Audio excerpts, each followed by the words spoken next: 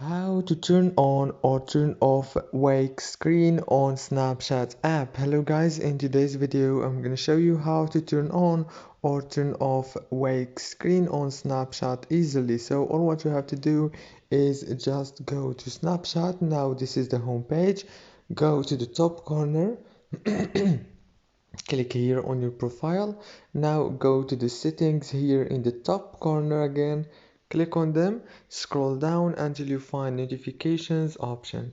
Click on notifications and scroll down until you find wake screen. You can now from here enable it or disable it as you want easily. Please, if this video was helpful, don't forget to like and subscribe, and thank you so much for watching this video until the end. See you later.